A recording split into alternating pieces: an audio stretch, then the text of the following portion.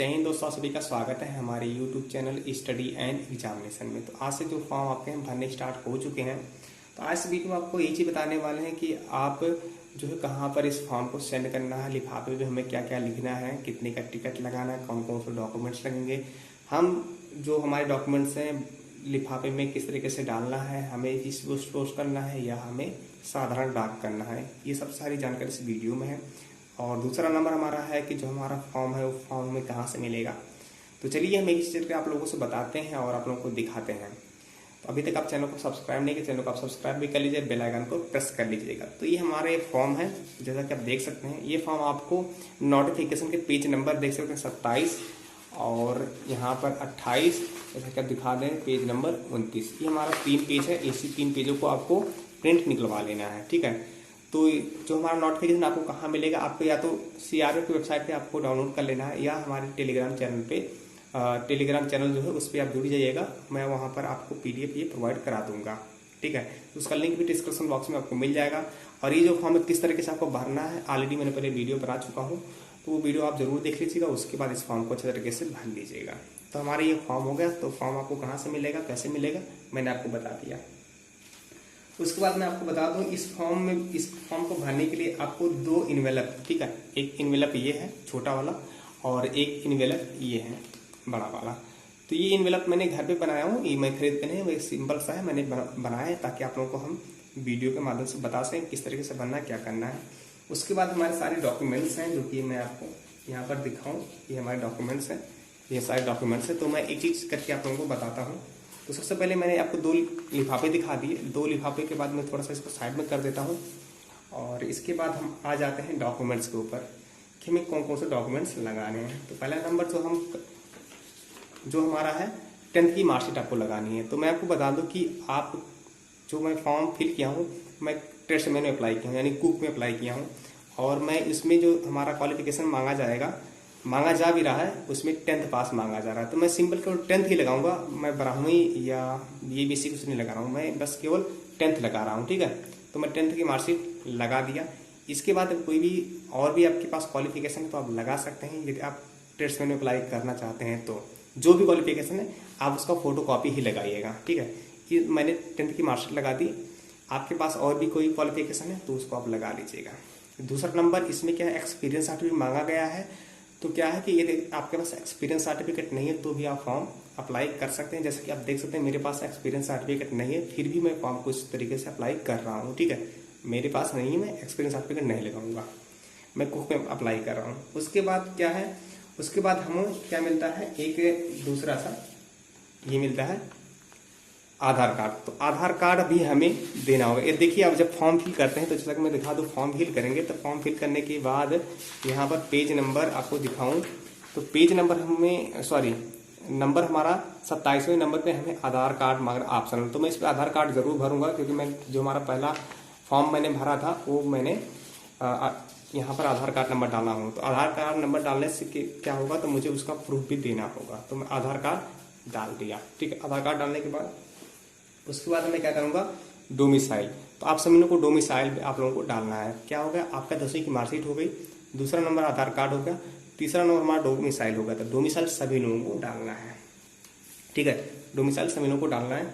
उसके बाद मैं बात करता हूँ आप सभी लोग कास्ट सर्टिफिकेट। तो कास्ट सर्टिफिकेट जो हमारे OBC SC और ST वाले हैं वो कास्ट सर्टिफिकेट जरूर लगाएं, ठीक है। आपका कास्ट सर्टिफिकेट होना चाहिए सेंट्रल गवर्नमेंट का, ठीक है। जो भारत सरकार का होता है वो आपको कास्ट सर्टिफिकेट लगाने हैं, ठीक है। यदि किसी के पास कास्ट सर्टिफिकेट नहीं है सेंट्रल का, स्टेट गवर्नमेंट का है, तो स्टेट गवर्नमेंट का आप लगा दीजिएगा। बाद में आप जो कास्ट सर्टिफिकेट सेंट्रल गवर्नमेंट का है उसको आप बाद में उसको भी PT PST के टाइम पे आप उसको दे दीजिएगा, ठीक है। तो आपके पास स्टेट का भी है तो आप इसको लगा के काम चला सकते हैं। तो हमारा वो कास्ट सर्टिफिकेट के बाद हमें क्या देखने को मिलता है, एक हमारा मिलता है जो फीस पेमेंट। जैसे मैं जनरल से आता हूँ तो हमें फीस देने होंगे 100 रुपये, ठीक है। तो मैं बैंक ड्राफ्ट बनवाया, बैंक ड्राफ्ट से हमारा जो है फीस मैंने 100 रुपये कटवा दिए। आप बैंक ड्राफ्ट बनवाने जाते हैं तो आपको क्या करना है, उन्हीं के फेवर में बैंक ड्राफ्ट बनवा लेने हैं, ठीक है। मैंने इससे पहले वीडियो बना दिया हूँ कि किन के फेवर में आपको फीस कटवाने हैं। तो आप बैंक में जाइए और उन्हीं का फेवर में आप बैंक ड्राफ्ट बनवा लीजिएगा। या पोस्टल ऑर्डर आप अप्लाई करते पोस्टल ऑर्डर बनवाते हैं तो पोस्टल ऑर्डर भी आपको यहाँ पर फॉर्म के साथ देना होगा। तो मैंने इसके यहाँ पर कर लिया। तो मेरा बैंक ड्राफ्ट था और आपका पोस्टल ऑर्डर होगा तो पोस्टल ऑर्डर इस पर लगा दीजिएगा।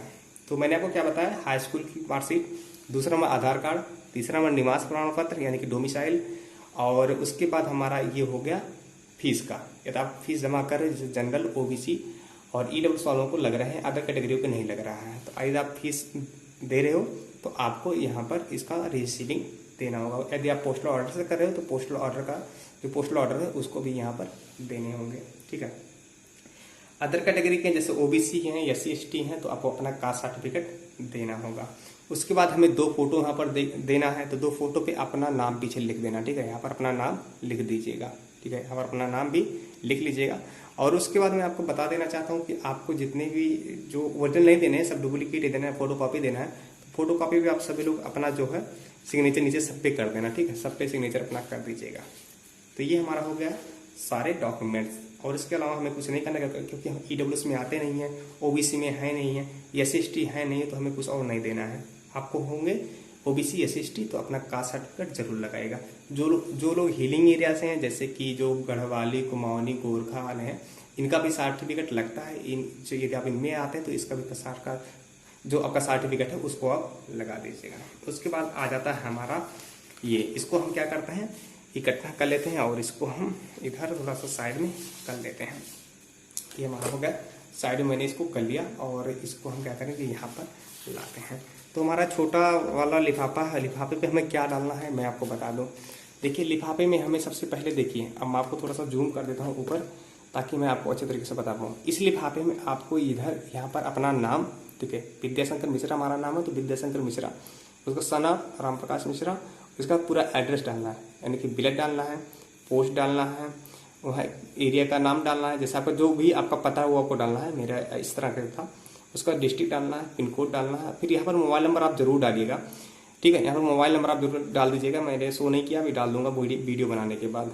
तो यहाँ पर मैं अपना मोबाइल नंबर डाल दूंगा, आप सभी लोग इस मोबाइल नंबर डाल लीजिएगा।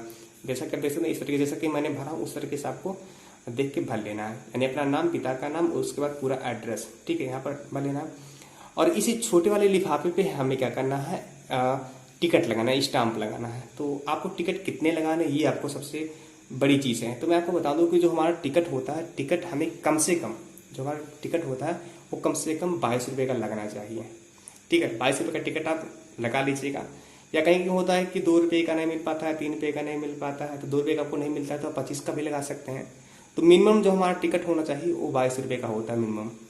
तो आप 25 का भी लगा सकते हैं, 30 का भी लगा सकते हैं, ऐसी कोई बात नहीं है। ठीक है, 25 का भी लगा लीजिएगा, 30 का भी लगा लीजिएगा, 22 का लगा लीजिएगा, कोई इसमें दिक्कत नहीं है। तो आप 25 का भी लगा सकते हो। तो मैं यहाँ पे छोटा लिफाफा हमारा ये हो गया। ठीक है, मैं छोटा लिफाफे को इस तरीके कर देता हूँ। आप एक बार फिर से देख लीजिए किस तरीके से मैंने अपना नाम, पिता का नाम, पूरा एड्रेस और नीचे मोबाइल नंबर डालने से मतलब क्या होगा कि इसी लिफाफे में आपका जो एडमिट कार्ड है आप है आएगा। ठीक है, इसीलिए टिकट लगवाया जा रहा है कि आपका टिकट लगा रहेगा, तो आपको वहां से कुछ करना नहीं है, बस उसको फिल करके यानी कि एडमिट कार्ड डाल के इस पते पे आपको भेज देंगे। इसीलिए आपका नाम और पूरा एड्रेस लिखा जा रहा है। ठीक है, इसीलिए एड्रेस लिखा है पिन कोड के साथ, ताकि आपका एडमिट कार्ड आपके घर पे पहुंच जाए। और मोबाइल नंबर इसका होगा कि पोस्टमैन आपसे संपर्क कर लेगा, जब आपका एडमिट कार्ड उसको मिलेगा तो संपर्क आपसे कर लेगा। तो हमारा हो गया ये लिफाफा छोटा वाला। इसलिए इन सभी कुछ चीज़ों को, जैसे मैंने इन सभी चीज़ों को क्या करूँगा, ऐसे इसको रख के और मैं इधर इस तरीके से कर दूंगा और इसको यहाँ पर मैं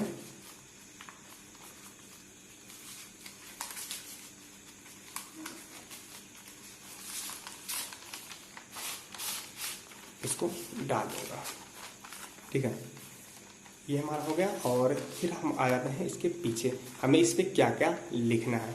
तो सबसे बड़ी चीज़ हमारा आता है यहाँ पर हमें क्या लिखना है। सबसे पहले ऊपर आप देख सकते हैं, सबसे पहले ऊपर आपको यही लिखना है, जो लिखा गया है इसी को आपको बड़े अक्षरों में लिखना है।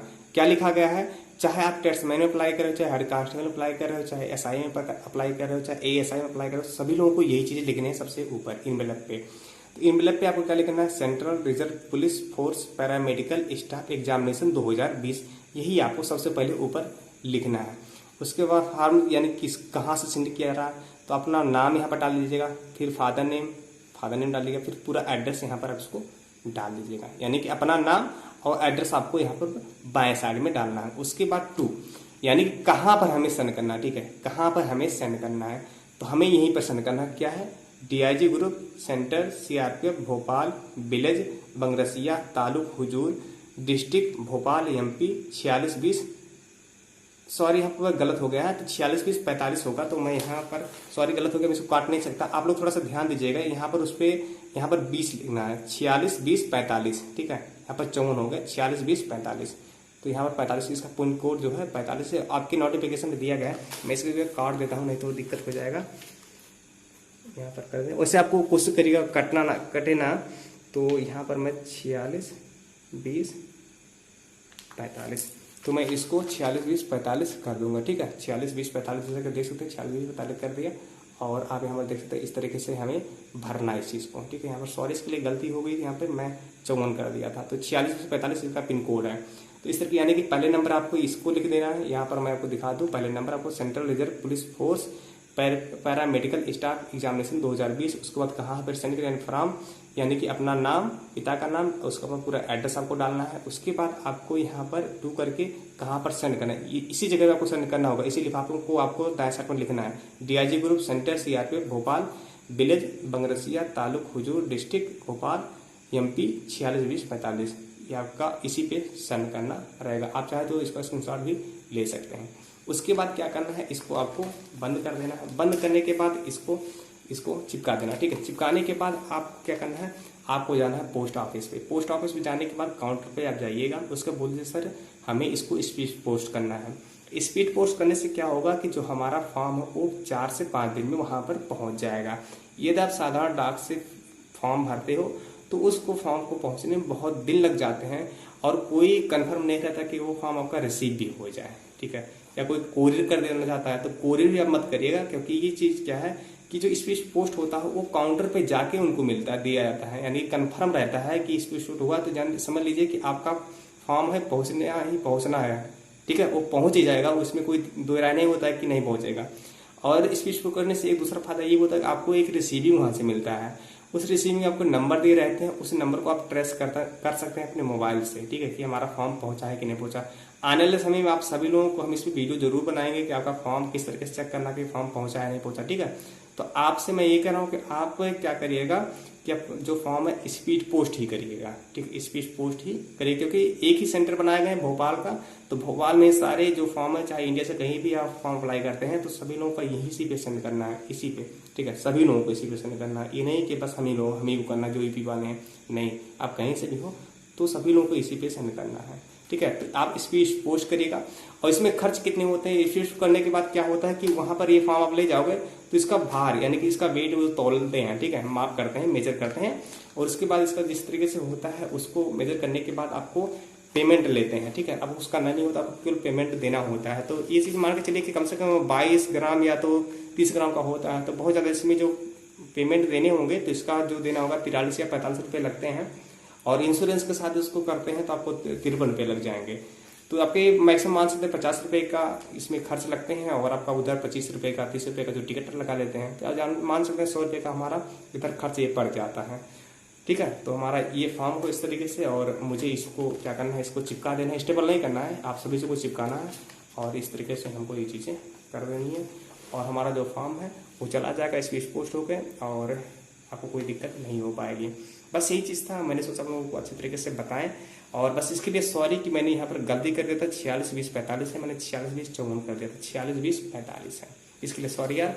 और उम्मीद कर रहे हैं आप सब लोगों को जो हमारी बातें हैं वो समझ में आ चुकी होंगी, समझ में आई हो, तो वीडियो को लाइक कर दीजिएगा और चैनल को सब्सक्राइब भी कर दीजिएगा, ठीक है। और इस वीडियो को ज़्यादा से ज़्यादा शेयर कर दीजिए, ताकि बहुत सारे लोग इसके बारे में पूछना चाहते हैं। तो क्या होता है कि आप सब लोग शेयर नहीं करते हैं, उन लोगों को वीडियो नहीं पहुँच पाता है। प्लीज़ सपोर्ट करिए, चैनल को सब्सक्राइब करिए, वीडियो को शेयर करिए, लाइक करिए। चलिए मिलते हैं अगले वीडियो में, तब तक के लिए जय हिंद, वंदे मातरम।